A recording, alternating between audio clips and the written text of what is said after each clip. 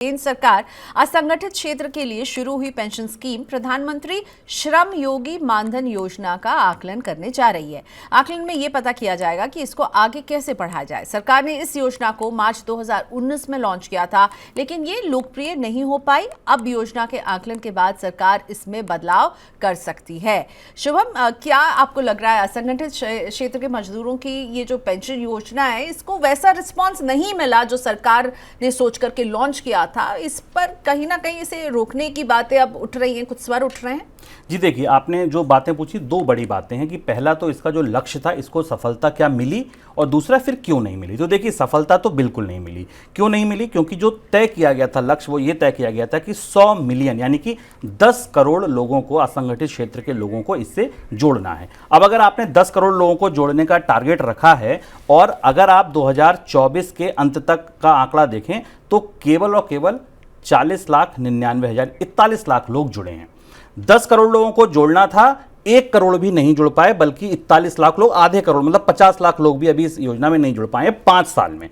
तो आप सोचिए कि सफलता तो निश्चित सी तौर पर आंशिक है, ना के बराबर है। ये स्कीम थोड़ा ही चल के इसका दम फूलने लगा, सांस फूलने लगी और इसने दम तोड़ दिया। किन लोगों के लिए थी? 18 से 40 साल तक के लोगों के लिए थी, उनके लिए थी जिनकी इनकम 15,000 से कम है। कोशिश ये थी असंगठित क्षेत्र में काम करने वाले वो लोग जो 15,000 से कम है, जो पीएफ, ईएसआईसी जैसी चीज़ों का बेनिफिट नहीं ले पाते हैं, अगर वो छोटा छोटा पैसा भी बचाएंगे तो 20 साल की बचत के बाद उनको एक निश्चित पेंशन मिल पाएगी। आइडिया अच्छा था। अब आपका दूसरा सवाल कि ये चली क्यों नहीं। देखिए, ये 2019 में शुरू हुई, पीयूष गोयल जी का बजट था, उसमें उन्होंने ये इंट्रोड्यूस की थी और उसके तुरंत बाद आ गया था कोविड 19 के बाद। तो इसका जो फीता कटा, इसकी जो बोनी हुई, वही गड़बड़ हो गई थी।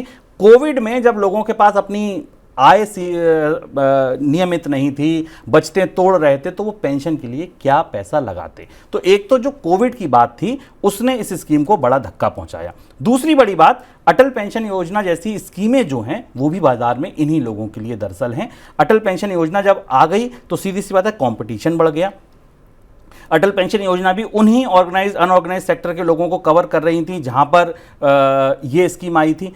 अगर आप राजस्थान और हरियाणा जैसे राज्य देखें तो वहां पर अटल पेंशन योजना और इनके अलावा भी राज्य सरकारें फ्री में पेंशन दे रही हैं। तो आप सोचिए कि जब किसी राज्य के लोगों को फ्री में राज्य सरकार पेंशन दे रही है तो फिर वो किसी ऐसी स्कीम में निवेश करने के लिए प्रोत्साहित कैसे होगा जिसमें उसे पेंशन मिलनी। उसकी राज्य सरकार तो उसे मुफ्त में पेंशन दे रही है।